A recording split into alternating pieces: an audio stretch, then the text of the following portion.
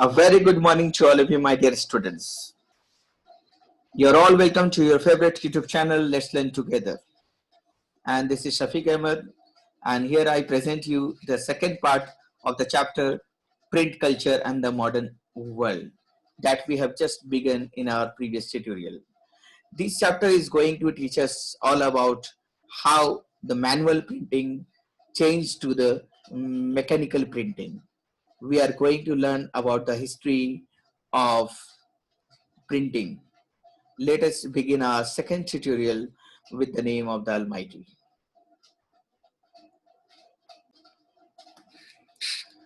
The first printed books, we were learning about that one also. We have got learned a lot in the previous tutorial. Now we are going to discuss about the new readership bloomed in China. Means people started learning and reading the books. And that really boomed in China in the 17th century as the urban culture bloomed in China with the uses of the print, as well as it also expanded. As well, means as more and more print material was there, so the reading culture among the people also bloomed in the 17th century because of the increment in the printing technologies. Merchants, they were using their print in the everyday life also to collect what? To collect about the trading information, whatever they were purchasing and selling, about the dues. So they were all just now started writing. So, and printing, they were just uses printing technology so that they can remember them or keep the records of the accounts safely. Reading also increased, and it now changed into a leisure activity. Leisure activity means when people are free, they started reading books, even novels, poetries, autobiographies, anthologies, that is the albums of literary masterpieces. And even they also started reading, the people started also reading romantic plays also. And what about the rich women? The rich women also began to read, and many women began publishing their poetry and plays also. So women were also not left behind. They started reading, and even they started publishing their own poetries as well as plays also. So really good contribution from the women's side also. Wives of scholar officials also, they publish their work also. So wives of scholars officials, they also started publishing their work. Even the quotations means people who struggled in their life also started writing about their lives, because they were knowing that they can get their work, they can get their writing published and printed, so that majority of the people can go through about their writings. So that's why people just, everybody took pen on their hand, in their hand, so that they can write about their lives or write about the poetries as well as plays, novels, everything. Everyone started writing, so because they were knowing that they can print and circulate, the majority of the people were going to read their stories or poetries or plays. And this reading new culture, the reading new culture that have been established in China, got accompanied, means got helped by a new technology that we are going to study in the later part of the chapter about that new technology also. So I think now you can answer this simple question: how are the people using print in China in their every day-to-day life? So I have just discussed, so you can please write and make your notes also. So our topic, the first printed books, also continued over here also. Handwriting to mechanical printing, that is the answer of that new technology. This is the new technology that people change their hand printing, manual printing, to mechanical printing also. Let us see. Western printing techniques and mechanical presses were imported in the late 19th century. Means the manual printing started in AD 594, that we have just gone through, that is the 6th century. But you can see over here that Western printing techniques were imported in the late 19th century. It took a lot of time to get hands in the printing techniques or the mechanical pressing. It took a lot of time. That is in the 19th century. You can see over there. But hand printing now gradually the means slowly it shifted to mechanical printing, and we will learn a lot about that mechanical printing also. And Shanghai became the hub of new printing culture. Shanghai was also known as, and even nowadays also it is known as, the commercial, you can say, capital of China. Means a lot of commercial activities goes over this in this place, in that city, Shanghai. So it became the hub of the new print culture at that time also. You can see over here that hand printing changed to this machine printing. People invented a lot of technologies and machine, so that they can do the printing with the help of the machine also. You can change, you can see over here, you can see with the help of the arrow dash. So, okay, let us see where from now that printing technology has traveled from China to where in that place. So, printing technology over here, you can see that has traveled from China to Japan. Now it's good luck for the Japan that they are not going to get this technology, printing technology. The Buddhist missionaries, the Buddhist messengers, those who were there in China, they learned that technology about that wood block printing technology, even that mechanical printing presses, they learned there, and they brought that hand printing technology, that wood block printing technology into Japan around 768 to 770 AD. The oldest Japanese book that printed in AD 868. You can see how the time are going. You know, it was invented in 594. Now it's going. Technology reached Japan in 768 to 770, and the oldest Japanese book printed in the year AD 868. And the name of that book, oldest Japanese book that was printed in Japan, was the name of book was that is Diamond Sutra. And I can show you one of the image of that particular diamond, one of the pages of Diamond Sutra book also, that Buddhist Diamond Sutra. It contains 6 you can see one, that is one of the page that was first printed in Japan in AD 868. You can see this one. So let us move ahead with our topic. So it contained, that Diamond Sutra contains 6 sheets of text and even wood cut illustrations. Illustration means many of the designs you can see at the pages on the top, at the border, in the border side. So it was consisting of wood cut, means लकड़ियों को काट कर उन्होंने उसको design किया, page को खूबसूरत बनाने के लिए. So it contains 6 sets of text also, that Diamond Sutra book. Pictures were also printed at that time in Japan on textiles, on clothes, even playing cards, and even paper money also. The people started printing paper money also, and pictures were also there. Now we are also having paper money in our country, and throughout the world also we are having paper money also. Poems and prose were regularly published in Japan, and books were cheap and abundant. Now the books were becoming cheap because of the technologies. We all know that that manual printing was very costly. The books were very costly at that time because it needs a lot of time and hard work. But with the help of the wood block printing technology, the books were cheap, even in abundant also. ना बहुत ज़्यादा मात्रा में available थे books. Even they were cheap also. In the late 18th century at Edo, Edo is the name of the city that is now known as Tokyo. So in 18th century at Tokyo, people demonstrated collections of paintings also, and they even describe stylish urban culture involving all type of people. You can see artists, quotations are also there, and even tea house gatherings are also there. Means people who used to have tea with their friends. So this type of paintings, even the paintings, they demonstrated a lot of the life of the people at that particular time also. Even libraries, book and bookstores were packed with hand printed material of various types, such as, so libraries and bookstores were also full of books. And books were of different types.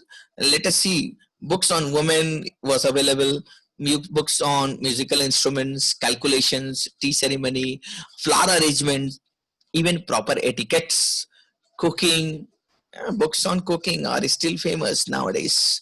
Books on cooking and even books on famous places. All type of books you can see were available for the people to read, to learn, to know, and to share. So that was the printing technology helping and blooming in Japan also. Now I hope that you can answer these questions very easily, which is going to be there in front of your screen. This question number 3, 4, 5, 6, 7, and 8. You know, that 8 number question: how was the hand printing technology brought into Japan and when? So you can obviously answer these questions. So let us move ahead and let us travel the print technology now from China to Europe. Let us see from where it has started in Europe. We can have a view at the political map of Europe also. Let us see that map of Europe, that which are the countries available in Europe. You can see Sweden, Finland, Russia, Ukraine, Germany, France, Romania, Italy. Italy is also there. Bulgaria is also there. So that is the map of Europe you can see from here. So let us begin from Europe. Print in Europe. That is our new that is our new topic. For centuries, we know you must have learned in class 6 onwards that silk and spices from China, it flowed into Europe through the Silk Route, and from the same route this Chinese paper which they have invented for printing, you know, for printing, they have invented Chinese paper also. So this Chinese paper reached throughout the Europe via the same route of silk and spices, from which these silk and spices reached to the other countries of Europe. So from the same route, this Chinese paper also reached Europe. Paper made the production of manuscripts possible. Now people started writing on paper also. Previously, when there was no paper, they used to write on leaves, on rocks and pillars, and even they used to write on leathers, you know. So now as they got the paper, so they started writing on paper. So those were known as those are handwritten. We know that they are known as manuscripts. So they were carefully written by the scribes. Now who are these scribes? Scribes are the skilled handwriters. They are very skillful. Their writing, their way of writing, their stylish writing, they are very famous in writing. So it was carefully written by the scribes. And who are these scribes? Person who copies out documents also. They are very skillful handwriters. They can write new documents as well as they can copy the out documents also. So paper made the work very easily. And in the year 1295, Marco Polo. Now you must have learnt about the name of Marco Polo previously also, and I can show you the image of Marco Polo also. So this was the man who brought this printing technology. You know, he was a great explorer. He returned to Italy after many years of exploration in China, and he brought this technology of wood block printing back with him. So he has not come back to Italy empty-handed. He came to China. He went to China, and when he went back to his country, Italy, he brought that technology of wood block printing back with him, and he taught the people of his country about the wood block printing technology. Now Italians began producing books with the wood block printing technology, and soon this technology spread to other parts of Europe also. So in Europe, we can say that that wood block printing technology started spreading from Italy with the help of this great explorer Marco Polo, who brought this wood block printing technology in Europe with him, because he explored a lot of years in China and he learned that. Even luxury editions were still handwritten on very expensive vellum. Now luxury editions means these editions, it was written for the rich people, for the VIPs. They used to purchase this type of written materials, and these written materials were especially written in vellum. Vellum, what is that? A parchment made of from the skins of animals. Skins of animals से बनाया हुआ एक parchment, that is a piece of paper, you can say, or piece of writing material, known as vellum. So I can show you the photo image of vellum also. You can see vellum here.